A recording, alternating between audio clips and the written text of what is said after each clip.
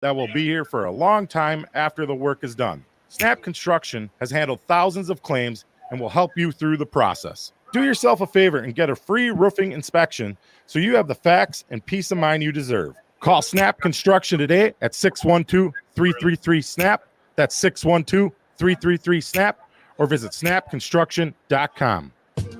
The place for live music is the Park Tavern. Live music is taking over the Park Tavern's dog-friendly patio. Head over on Tuesday, July 2nd for the Kevin McMahon Band, and on Wednesday, July 3rd, it's Mick Butler. Music runs from 5:30 to 8 p.m., and reservations for groups of 8 or more are recommended.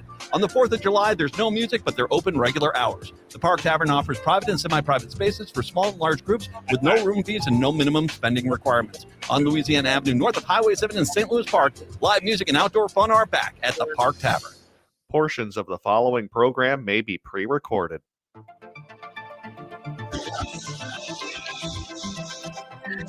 Hello, and welcome to Searching for Service. I'm your host, Chad Larson. I want to thank our sponsor, Rotary District 5950 and Russell Hampton Company, the #1 printer of rotary gear in the country. And before I dive into our guest today, I want to remind you of our show's mission. The mission of the show is to share stories of service that inspire people to serve, and also to tell stories of how Rotaries help people serve and how you can join and be a part of Rotary. So with that, I want to welcome Joe Swab, the co-founder of and current president for one more day of the Pride Rotary Club of the Twin Cities. Did I say that right? You did. Thank you for having me. Well, welcome, Joe. First, before we get into, stuff about Pride Rotary, we want to get to know you a little bit. So, how long have you lived in the Twin Cities? And what, if you're new to it, what brought you here? Well, I was actually born and raised here in town. I graduated from Apple Valley High School. I went to Bethel University, and I've been in town my whole life. I actually live in Lyndhurst in Minneapolis. Oh, very close. Yeah, I'm no different. I mean, I was gone for a couple of years for college, but not very far. So. What do you do for work? So I'm a private mortgage banker at Wells Fargo. Very cool. So, the reason we're having you join us today is you're the founder of the Pride Rotary Club and now the current president. But tell us how you started the club and why, and just that whole story, please. So for me, as I said, I went to Bethel University. So I am a Baptist boy, and I actually came out January 1 of 21. Wow. And as I'm coming out, I had a dear friend that said, you know what, have you thought about Rotary? And I was like, maybe. Yeah. And then all of a sudden conversation started, and it was, what if we started a Pride Club? And it was one of those things that I was like, not quite sure if I'm there yet, but we did it. Yeah. And actually my public coming out was actually our initial launch of the club. Wow. And it was our inaugural toast to Rotary. Wow. That's incredible. I want to hear more about that. So how did you come out? I'm sure maybe to some friends, but how did you do that publicly, and then as you're founding something? So just tell that story. So for me, it was definitely, I wanted to definitely help. I was helping raise my siblings. So I wanted to get them through graduating high school. And then at that point in time, it was ready for me to start examining what I wanted my life to be like. Yeah. My gender attraction template I've known my whole life was I was attracted to men. And it was one of those things that I know for me, I had to unwind where I was at from a religious standpoint, and then start that self-accepting process. Yeah. And then, so as we were getting ready to launch the club, and I was going to give the inaugural toast. So for those that don't know, at most Rotary meetings, there's either an invocation, a prayer. We really want to be at Minnesota Pride non-religious and non-political. Yep. So we decided to change that into a toast for the day. That's very cool. So I actually brought my toast to actually read to you all. I'd love to hear. All right. So this was my public coming out. Wow. I re-recorded it afterwards. I posted it to Facebook, and at that point in time, You're out. there's no going back. Yeah, you're out. There's no going back.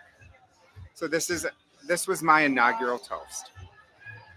Steve Jobs said, "Here's to the crazy ones, the misfits, the rebels, the troublemakers, the round pegs in the square holes, the ones who see things differently. They're not fond of rules, and they have no respect for the status quo. You can disagree. You can quote them, disagree with them, glorify or vilify them.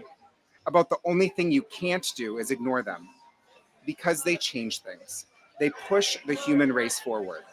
And while some may see them as the crazy ones, we see genius, because the people who are crazy enough to think that they can change the world are the ones who do.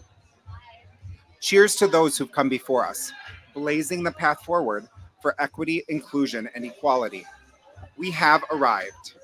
Let's intentionally leave the past in the past, using past hurts and traumas as the inspiration for the journey that's allowed us to arrive here today as equal humans, not identified by the gender we're attracted to or identify as, but based on our humanity.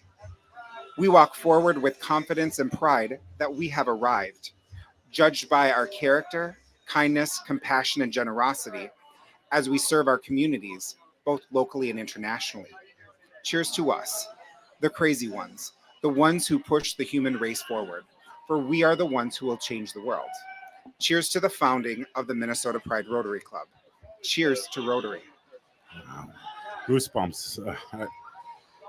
Thank you. How, when you read that originally, I know it wasn't spur of the moment for you, but when you read that aloud for the first time to everybody, what were your emotions? I mean, was it a relief? Was it? I was scared to death.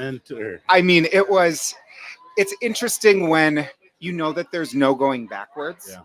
But at the same time, I never wanted to ever go back into the closet. Yeah. I think a lot of us don't want to be defined by a box. We don't want to be put into, this is what you're supposed to do. It really becomes, we want to be individual humans. Yeah. And that's where, when you take it into founding the club, it was this wonderful ability to kind of look at things from a different lens of, what if we don't do it the traditional way? What if we go at everything just a little differently? Yeah, that's incredible. And I want to ask more, about the founding of the club, but I just have, especially being here at Pride, this is time to tell the truth. Your truth is. So after that happened, and then you posted it on Facebook, and now, like you said, no going back. But what were the next moments, days, like just walk us through that a little bit. So for me, it was, people were unbelievably kind.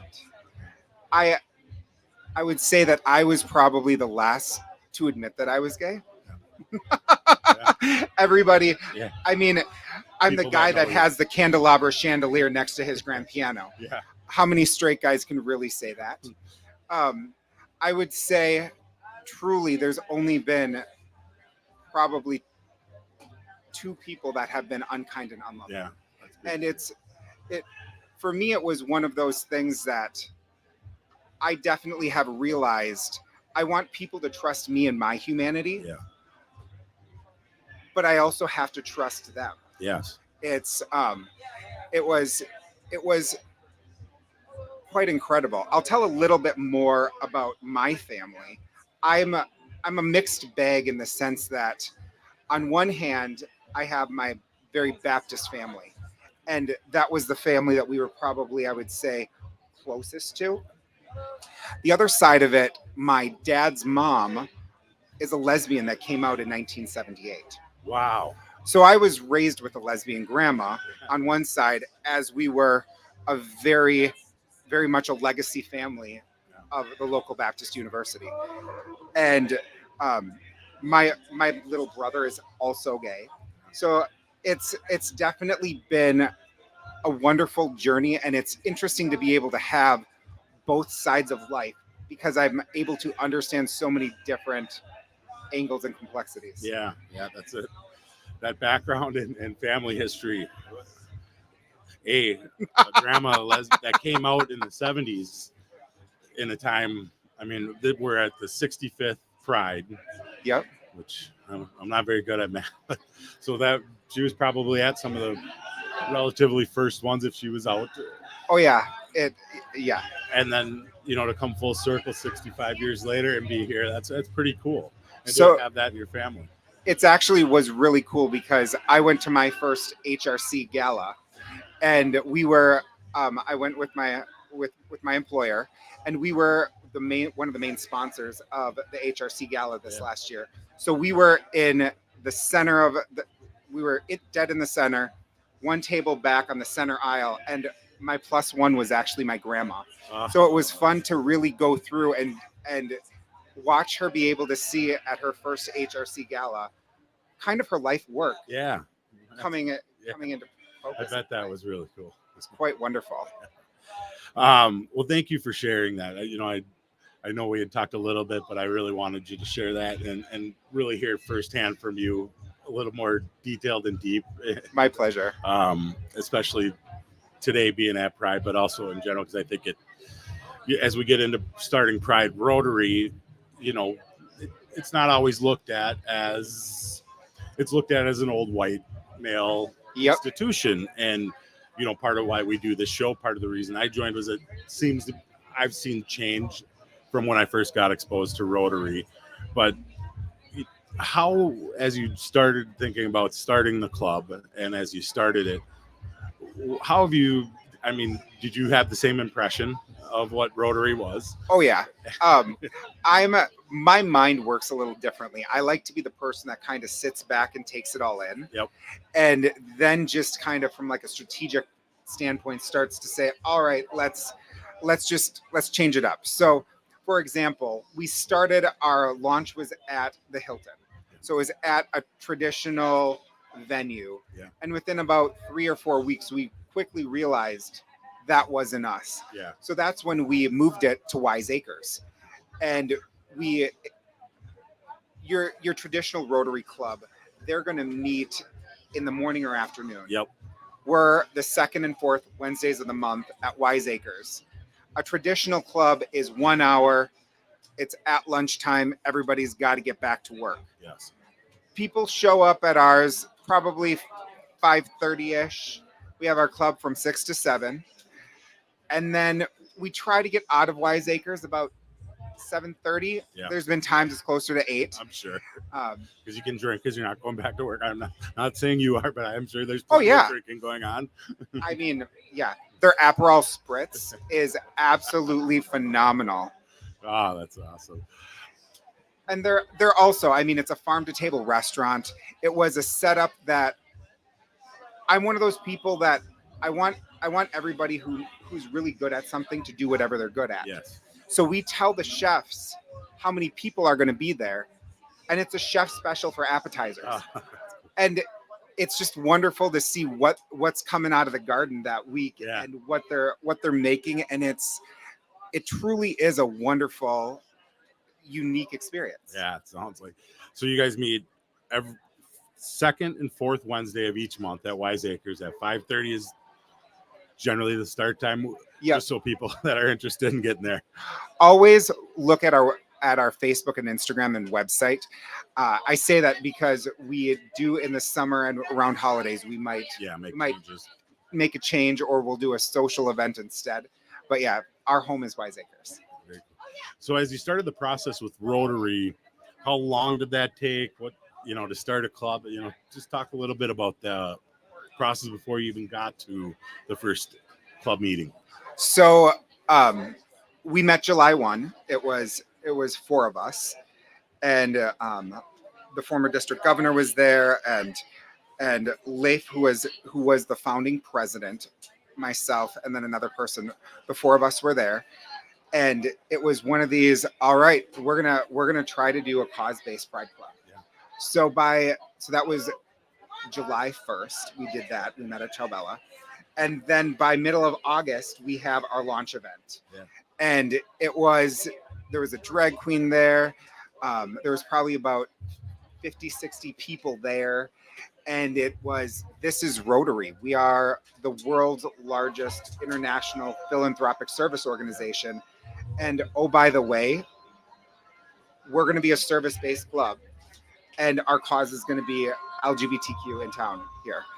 And it is really cool because we are the first in Minnesota, the third in the United States, and the fifth in the world. Wow. So when you think about diversity, equity, and inclusion, and doing that within, as you said, kind of the old white man's organization, it's quite a wonderful journey that we're on. Yeah. Because nobody's going to be part of Rotary if they're not a kind, compassionate, generous human. Yeah. And I would also say that when you think about the marginalization of others within diversity, equity, and inclusion, everybody has been marginalized in their lifetime. And that is one thing that everybody can kind of relate to. And as we push the human race forward, I feel like what we're going towards is equality. We don't want to be, as my original toast said, we don't want to be identified by the gender we're attracted to, the color of our skin. We don't want to be any different aspect. We all want to be looked at face value for that. And to be able to do that within Rotary is quite a wonderful thing. Absolutely. It's great I didn't know about the club until I had actually joined. And then as I started hearing about it, it was great to hear because I think maybe I'd already said this on here. I'd looked at Rotary. I've only been a Rotarian for a couple of years. I looked at it 10, 15 years ago, and I walked in, and this is not the room for me. And I am a white man, a straight white man, but that's not the type of place I want to be in. I want to be where there is difference, there's diversity, there's all walks of life. That's the type of organization, that's the type of place I want to be in.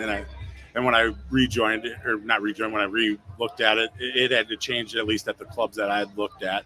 But then I started hearing about Pride Rotary. And the biggest reason I heard about it is because you guys have had the biggest growth in membership. Is that correct? Yes, we are continually getting new members. So we're also a club that we try to keep as low of a dues structure as we can. Yeah. If people are having hardships, it's not something that we don't want to be this elite group. Yeah. We want to be this group where it doesn't matter how much money you have. It doesn't matter what you do, but it truly is people who want to do a service, philanthropic. Yeah, they're called to serve. Be part of that type of an organization. I also think when you think about each person, you have your time, your treasures, and your talents. Yeah. So if you have more time and you have less treasures, that's totally fine. Yep. And that's kind of when you think about from an equity standpoint, that's really what I think one of our main goals is. Yeah. Yeah. So how many people were at the first meeting? I'm going to say 50 to 60. Oh, wow. We filled out the room. It was first meeting and you had that many people already. That is so cool. So, when you think about, so we launched the club, right? So people are showing up. Yeah. Not like, just the club. What is this? But yeah, still. And then you're on your quest to your founding 20. Yeah. Right. So you need to find within Rotary International, you have to have 20 people to be able to charter a club. So we got to that within March. And then as we were getting the application together, we started telling people, all right, are you going to be part of the founding group? And I want to say we shot up to 29 or 31 initially there. Yeah, very cool. So, yeah, it's really cool. It's also cool because a lot of our speakers are the different nonprofits in town. And when they come to speak, they become members because they realize how special we are. Another concept that we've definitely pushed, and it's one of those things that we all talk about a lot, and my year as president, I pushed a lot as well, is the concept of a chosen family. Yeah. Everybody has their family of origin, and then they have their chosen family. And we really want to be this wonderful group of people that just enjoys being around each other. We don't want to be cliquey. We want that kindness, compassion, generosity to be the focus. Yeah. So a week ago Friday, I decided, you know what, I'm going to have some people over for a happy hour. So I sent out a message on the day before, so Thursday, 24 hours notice, and said, anybody who wants to come, if you want to bring a bottle of something, bring it. If you don't, show up. There's going to be snacks. I mean, they also know that my wine cellar is quite fabulous, and there's always drinks. They knew what and, they were getting into. Yeah, I have my special martinis, and we had probably 20, 25 people there. Yeah. And it was fun because we were all pretty much within, let's call it 400 or 500 square feet. We were all in the kitchen and the dining room, and because we just love to be together. Yeah. And that's, I think, what Rotary, even at my club, is it does that exact thing of being inviting. It seems uninviting when you go to or you think about it, but when you get there, people are always welcoming. I mean, I knew one or two people when I joined, and it was as if I knew people, because everybody wants the new person or newer people. They're doing everything they can, and it became quickly that these are the people I'm going to be around it and enjoy, and they truly try and get to know you. It's not transactional or so, and networking is great, but it's not in that vein of I'm meeting you. So where is this transaction that could happen or something like that? And I think that's, some of the brilliance of Rotary in general is that there is networking. I mean, that's part of it. You get to be around people, but it's more of a family. It's interesting you say that, because at my president-elect training, they asked how many people joined for networking purposes. Yep. And that's like 95% of the people. Yeah. But how many people stayed for networking purposes? Yeah. And nobody had their hands Yep. up, because it becomes this wonderful group of people. And it's interesting when a lot of times in life, people are together because of either religion, work, sports, something like that. Yep. But with Rotary, it really is about the service and the causes that you support, and having that desire to just do good. Yeah, to serve. It's a different aspect of bringing people together, and I love it. So you guys have grown to, how many members are you at right now? We're at about 42 last time I looked in Club Runner. Wow. So you guys have really taken off. So, and it's been a year and a half or almost, or 2.5. No, it's been like 2.5 years. 2.5 years. Yeah. Coming up. In August, it'll be 3 years from the launch. Wow. So, Very cool.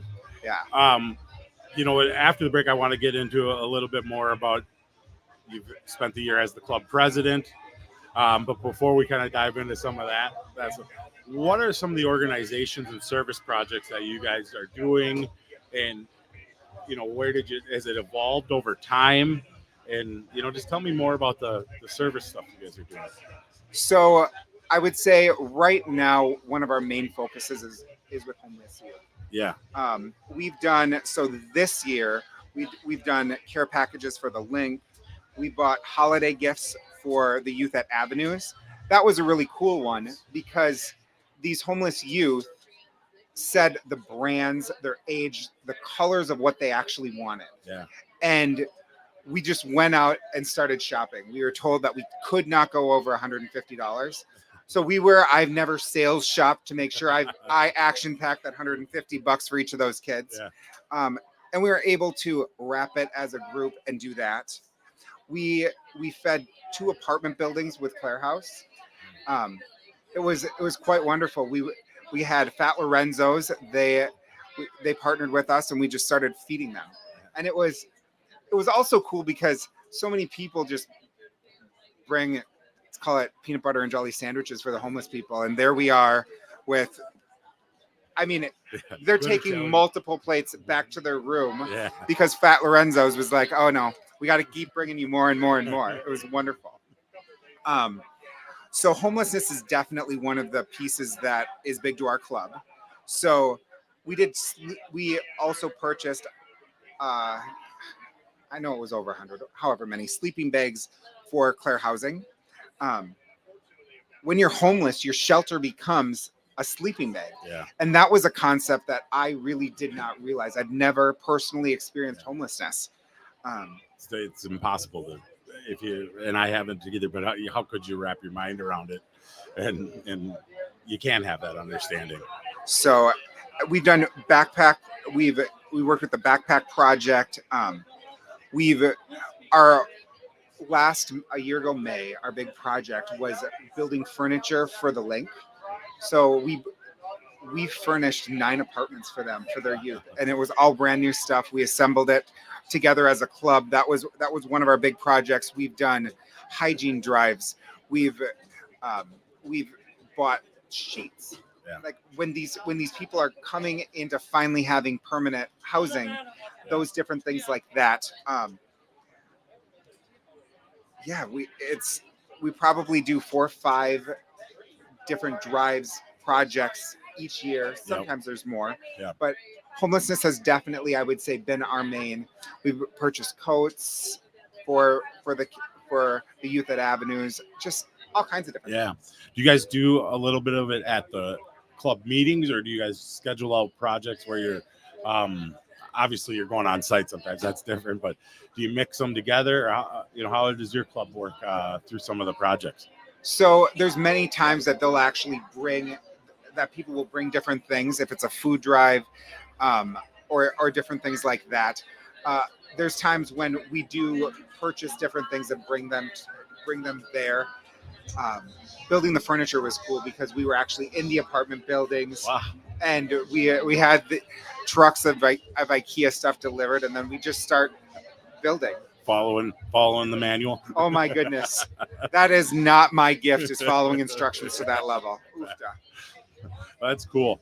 Well, we're going to take a break here in a second. And as we come back from break, I want to kind of dive into your as president and where you've taken the club and as you're transitioning. This is your last day as president. So it is. We'll dive into that after the break here. Sounds good. You are listening to Searching for Service, and we'll be back.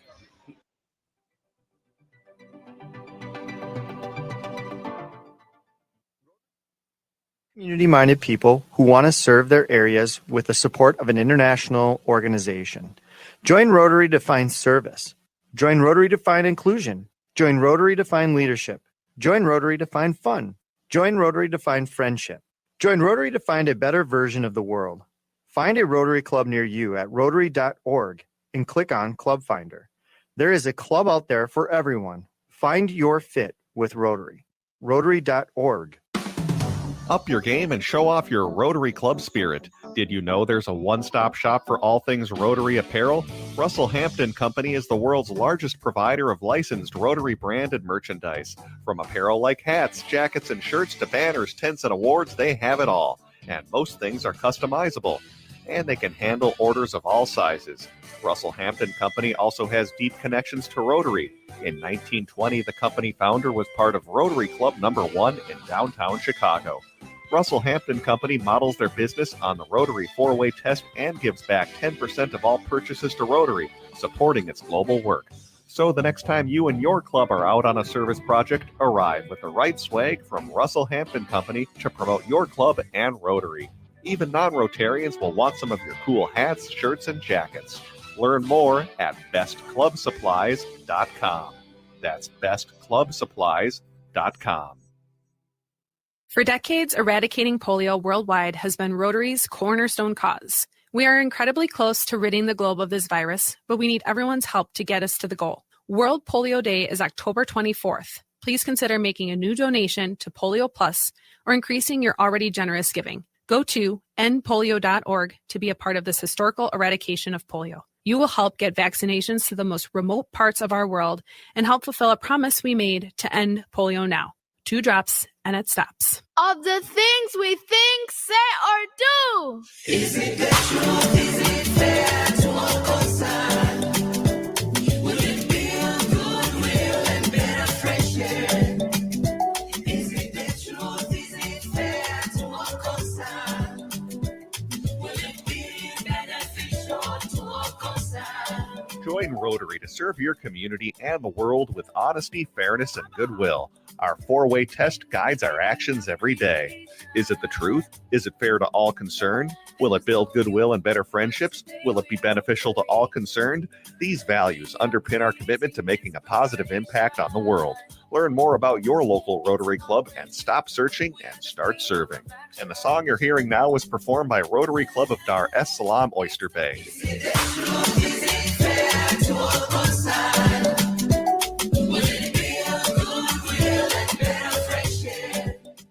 Are you ready to make a difference in your community? Rotary is a great place to get involved in your community and meet passionate groups of people, as well as individuals dedicated to service and fellowship.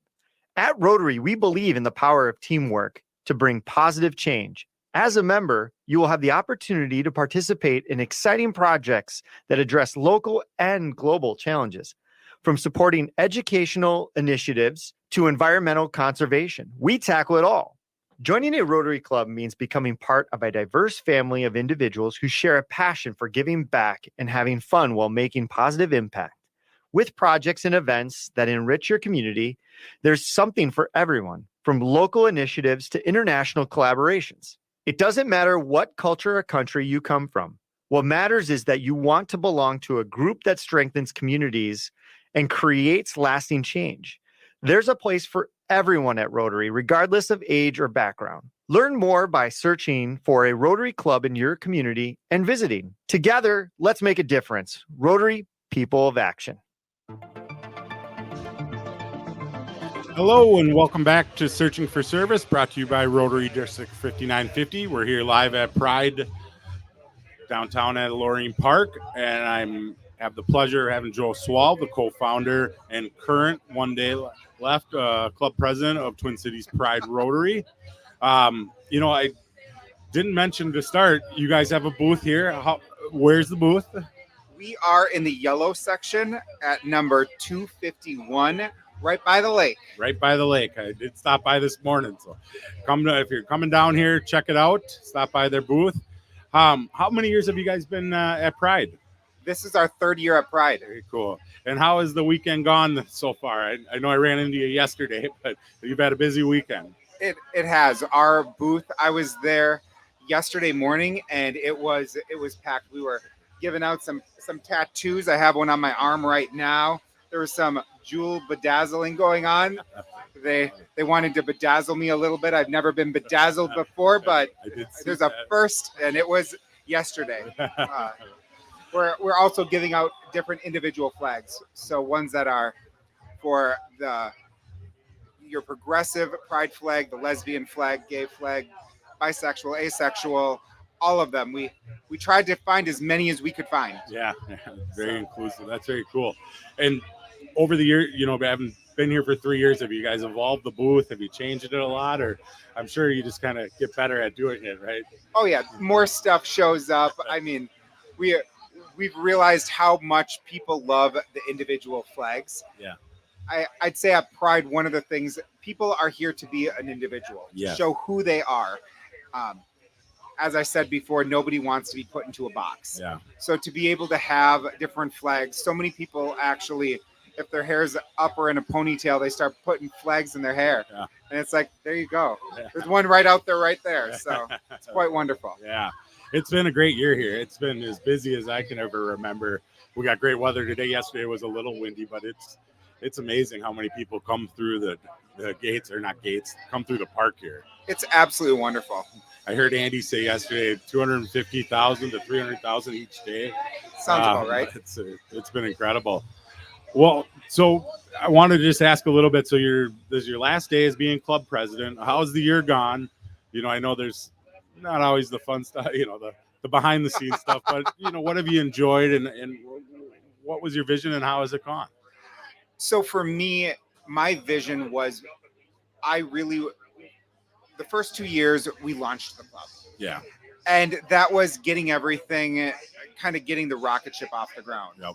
Well, now we want to just become the space shuttle, right? Yep. So it became, this year was a lot of building things out from like a board standpoint, kind of understanding, all right, we do want to do a social activity or a service activity, at least one a month, if not Yeah. average 1.5 per month. We got bylaws, we got our constitution done. So I would say from my executive board, that was quite wonderful to get that whole piece done. Yep. Another thing that's been interesting this year as we started looking at our president line is, so I did it, my vice president, her name is Amanda Chance, and we really did this year kind of like co-presidents. Yeah. I was the president, she was the vice president.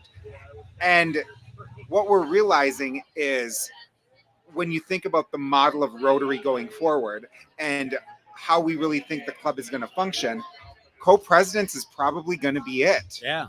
So our next presidents taking over are Brian and Michael. They're the next presidents, and then their incoming presidents will be Adam and Rebecca.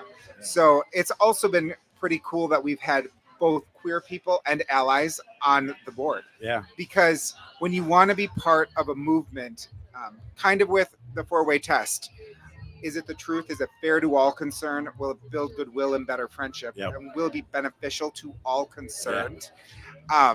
Really, when you want to have a movement, you need the allies. Yeah. And having a club that everybody supports the cause, but your gender attraction template isn't something that is something that everybody has to be the same. Yeah, that's very cool.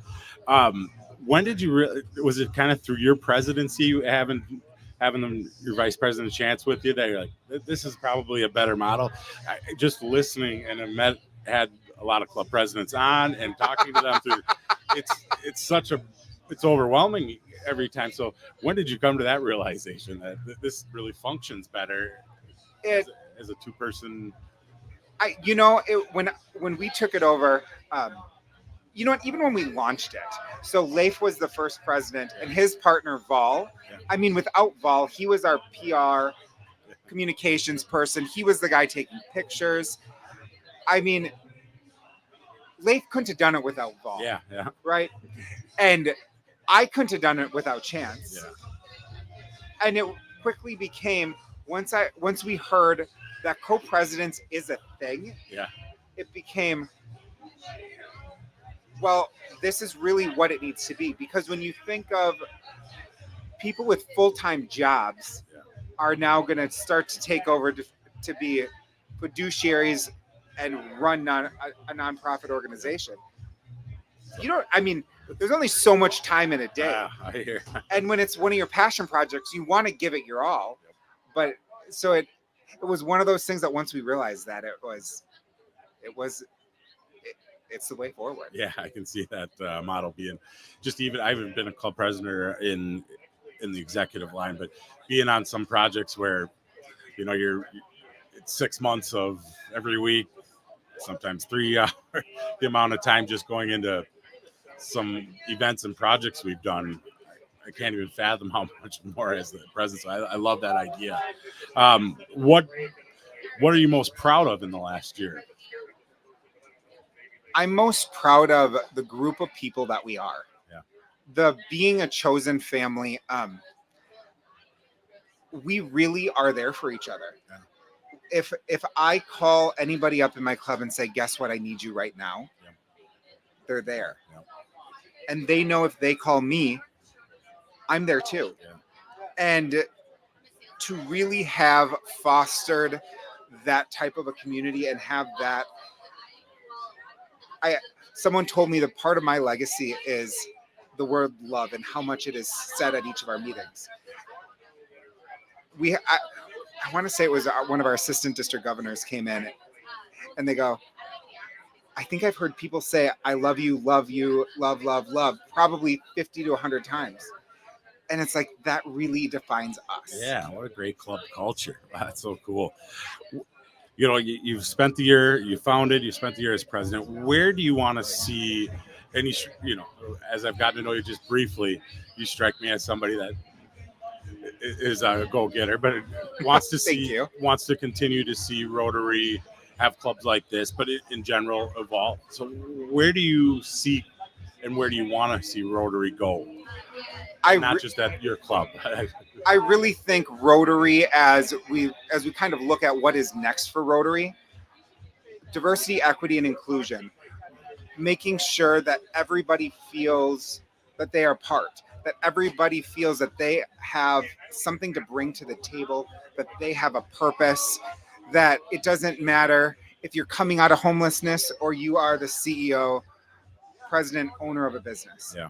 It's one of those things that having causes unite everybody.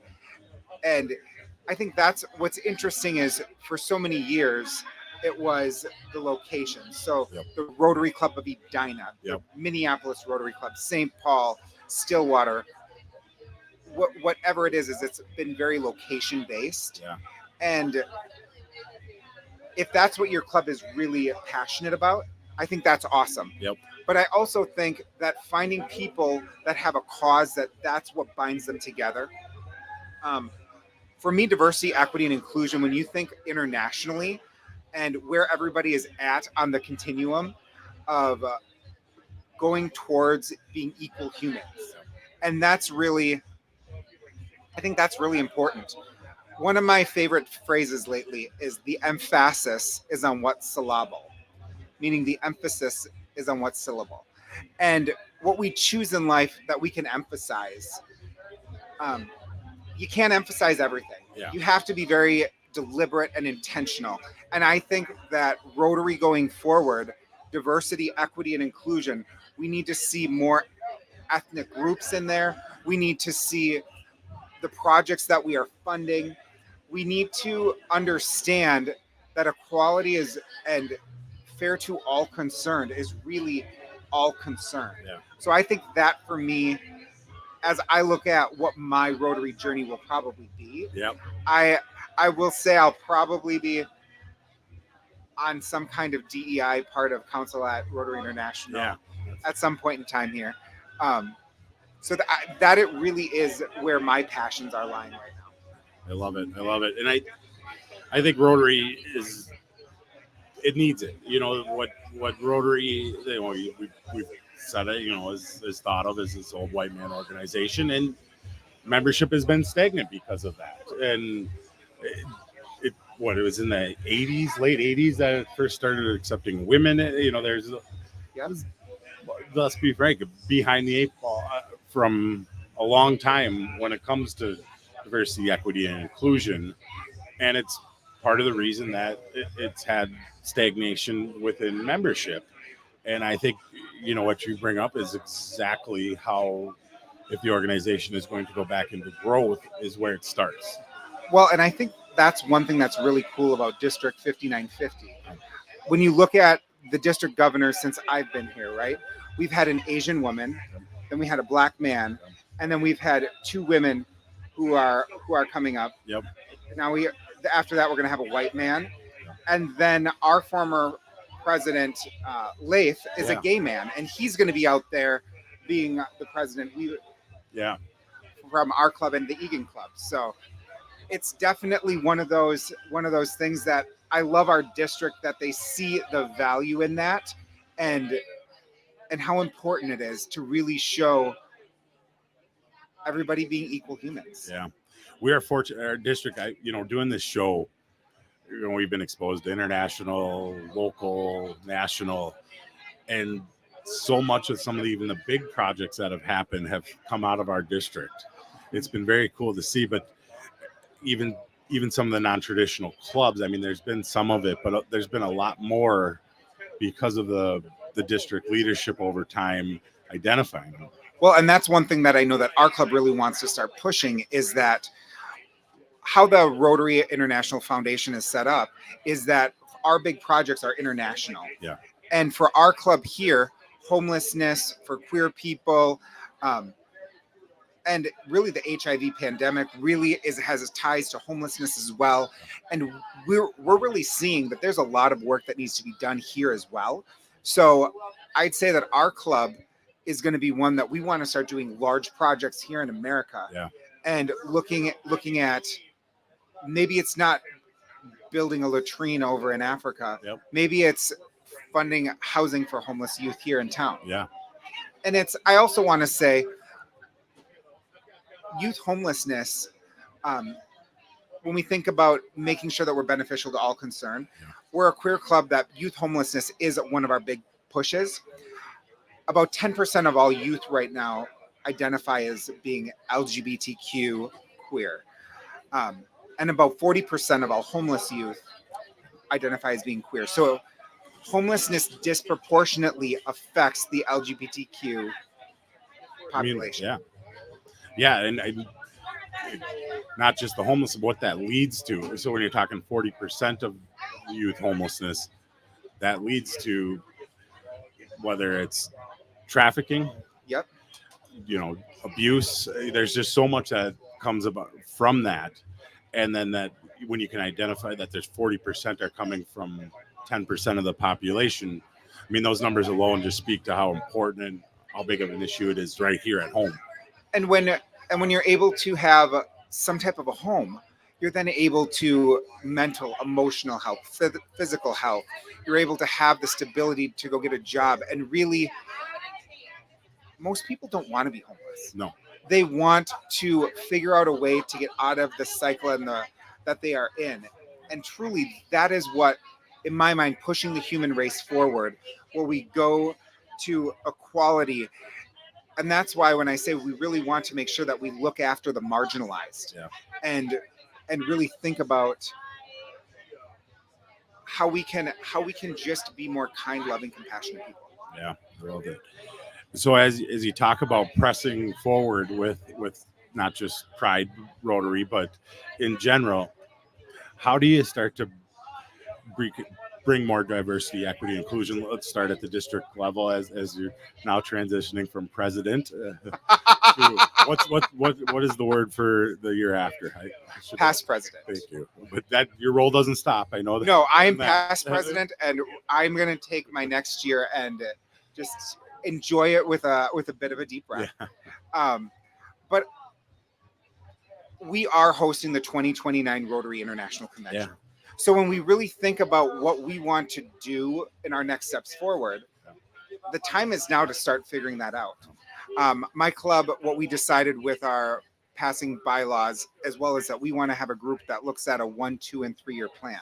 So that we really start, when we start looking at funding and what we want to do, really what is going to be next. So I know that our hope is that we have a nice big project that we're ready to do in 2029 to kind of have a definite signature project. Yeah, and then get more of a spotlight too. So I mean, I come from a marketing background, but that's a good time because of that. But it's also cool because I've been on different talks for Rotary across the zone and a half, because our club concept is different, right? We're more of a happy hour club. Yeah. We meet twice a month. We want to push service and the social aspects. It doesn't need to be at 7 a.m. Every Wednesday. So really what we're doing with the whole concept. So what's neat is as we're able to talk about this, we're also able to talk about the cause and the mission, all that stuff. Yeah, absolutely. Well, we have about 5 minutes left, and if somebody is kind of on the fence for coming to a club meeting, just tell them more. You kind of talked about it. It's you got great food. That always helps. Well, of course. And it's more of a social aspect, but just trying to get somebody to take the leap to come and join you guys. Well, what would you say to that person right now?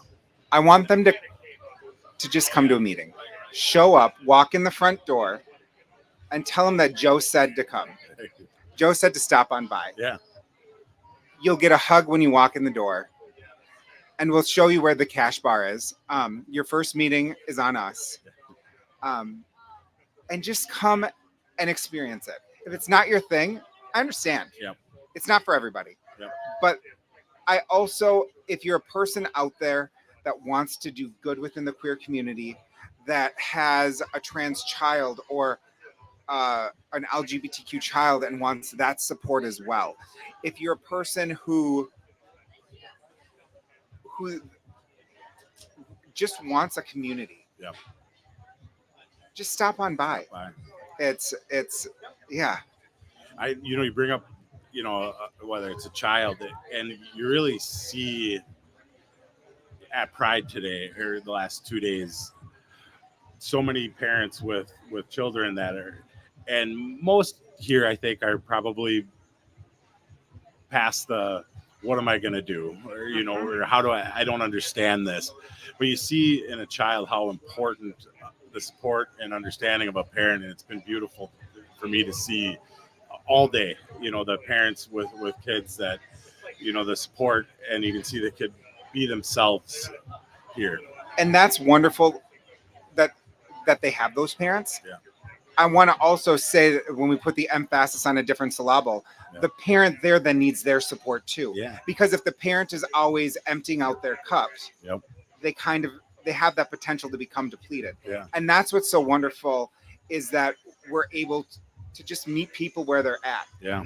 And I will also say, for the parents that are listening that want to know what is the roadmap to having a child that has a non-heterosexual gender attraction template, and I would say unconditional loving kindness is the key. Yeah. There's nobody's going to be perfect, but love really does cover pretty much all. Yeah, I love that. Well, we got 2 minutes left here. What I wanted to end on is, in general, take Rotary out of this. What message do you want to leave with listeners that are here, that have tuned in or watching, in general, connected to Pride or not?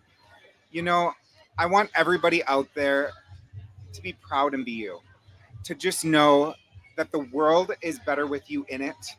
And that's the wonderful part about the world and humanity, is all of us being individuals, the uniqueness of us, and be proud of that. Yeah, I love it. I was excited to have you join today. I thank you for sharing your story. Thank you for having me. The coming out story. It's goosebumps to hear it and how you did that and the bravery that you had. So I just want to thank you very much for joining us, sharing your story, talking about Pride and Pride Rotary. And thank you. Thank you. It's been my pleasure. You've been listening to Searching for Service. I'm your host, Chad Larson, and we'll see you next week.